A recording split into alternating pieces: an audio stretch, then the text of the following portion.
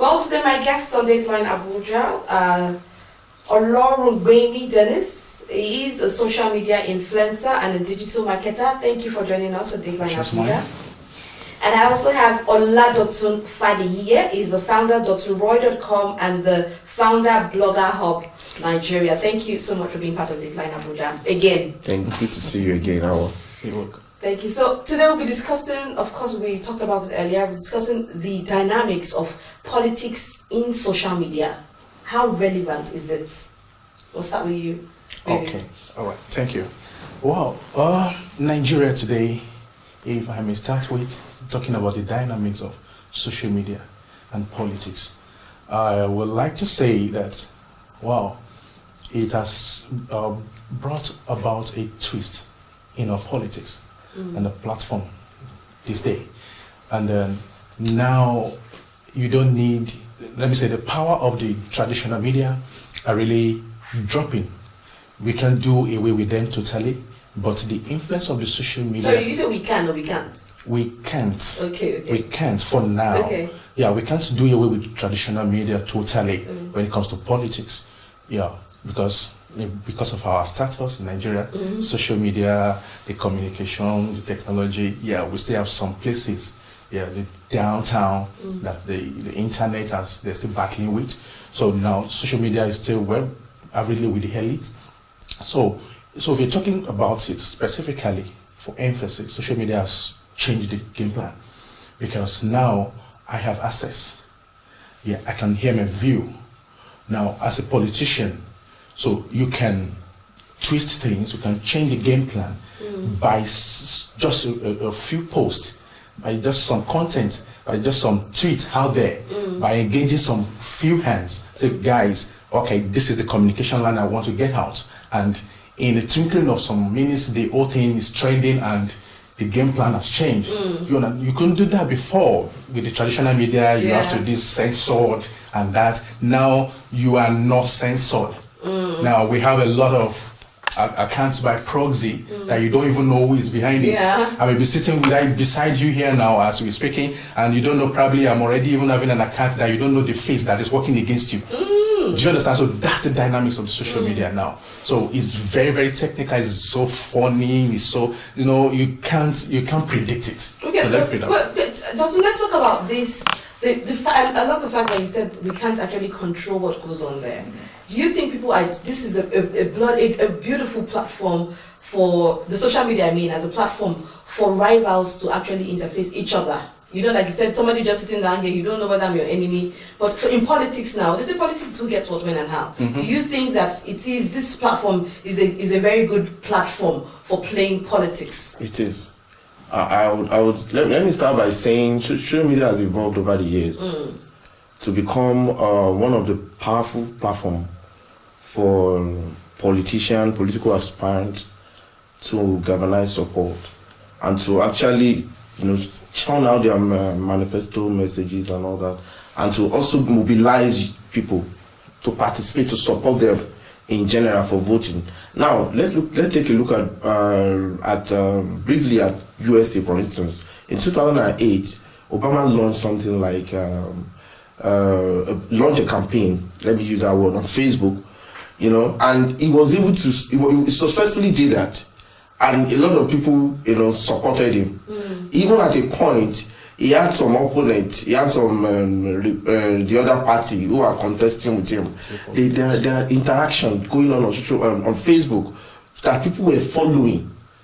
And in Nigeria, back in Nigeria, you could remember that this guy followed suit, President Goodluck Jonathan. He followed suit in 2011 when he wanted to actually,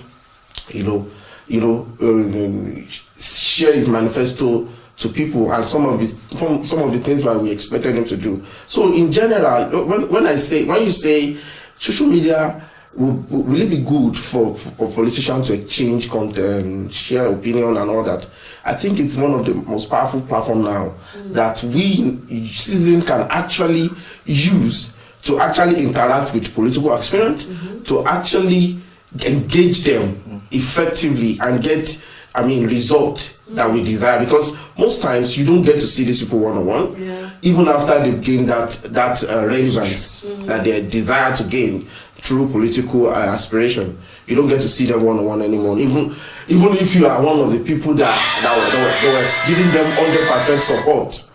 Even if you are one of the people that were giving them 100% support, during their campaign, they don't give you that.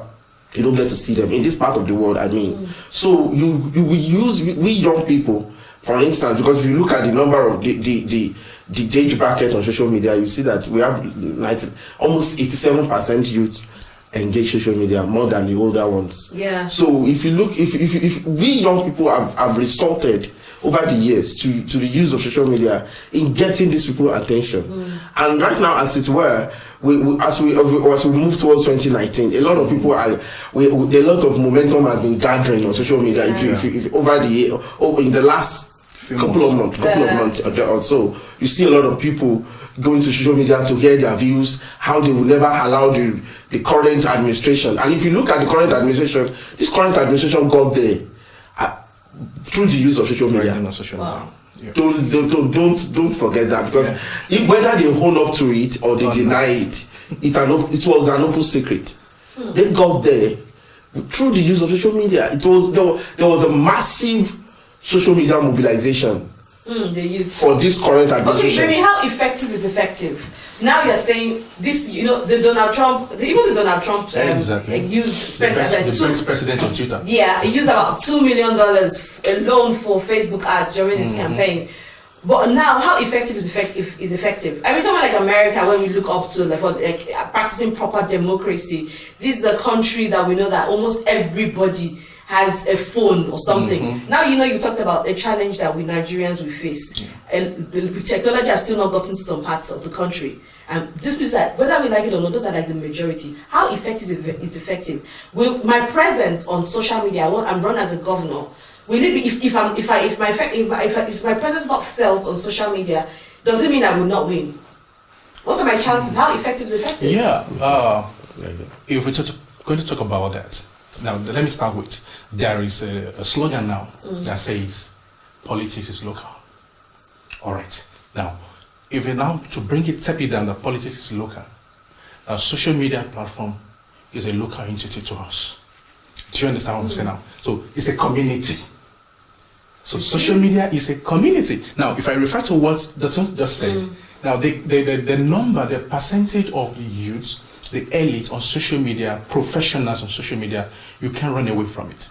You can't beat it in Nigeria today. Yeah. So now, and I refer back to say, remember I said that traditional media, we can't beat it now, we can't do away with it. So we have a section of traditional media to address some certain audience who are not available on social media. But I tell you that if you run away from social media, you are not in politics now. Wow. That is to tell you how effective it is. If you stay away, now remember, this present administration, we could still remember how they got there, the effect they have. Just a single trend on Twitter with a certain hashtag or a certain code name can change the game plan at some moment to election. Wow. It can change so many things. Mind you, quote or no quote, fake news, fake story is there.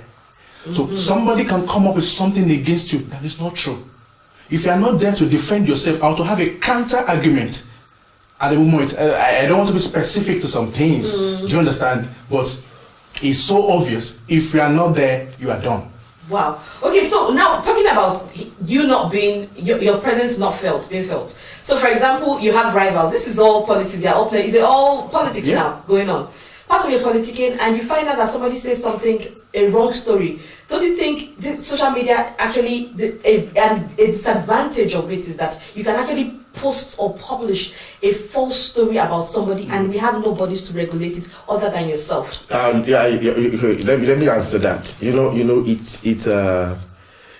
When you look at it, when you look at social media in the use of social media in politics, I would say, in my own opinion, though, the demerit, the merit outweighs the demerit. in some ways. Now, it's only those who are with the unscrupulous ones, those with ulterior motive, can manipulate social media to suit or to use it against their opponent, which is still politics, if you want to look at no, it. exactly. As I was just saying, it's all politics. To me, it's politics because it's ability to outperform your opponent. Exactly. So to me, propaganda it's one of them. Now, the recent one that Donald Trump has succeeded in bringing up is fake news. Now, Nigeria as a country have started working on how to curb it. And the whole blame is being targeted at the social media influencer and online media practitioners, which shouldn't be. Fake news has been around as long as we can remember, even when during the conventional media time, when conventional media was the only way of disseminating information. So now, if politicians now resorted to using social media to get at their opponent or to outperform or outdo one another, we shouldn't now see social media as evil, to me, because if it's a way of getting it's a way of having an edge. To me, it's using what you have to get what you want, in a simple word. So if you are a political party and you have powerful social media influencer within your coffer, you can use them to your advantage, but just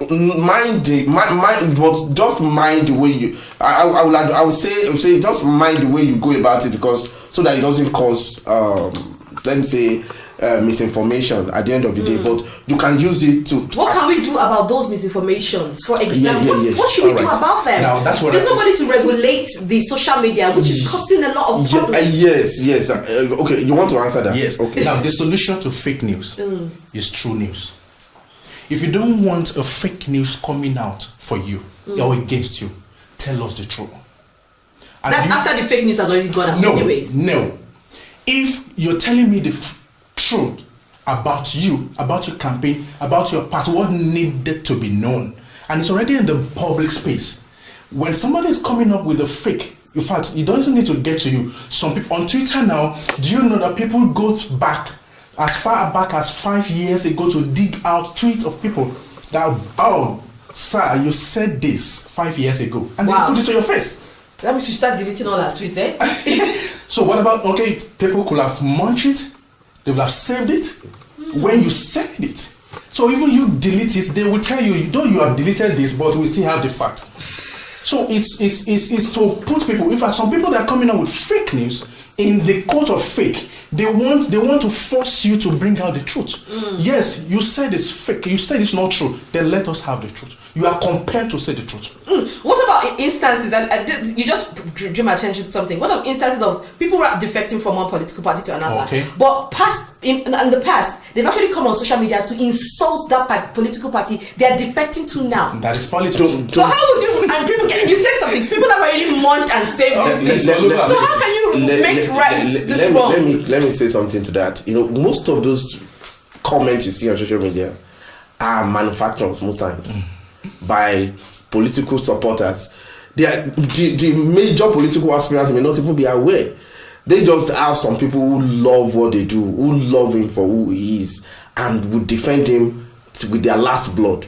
So you see a lot of comment. You see people posting things to support this particular person. For instance, imagine someone working for Buhari when he became president, from Abuja to Lagos.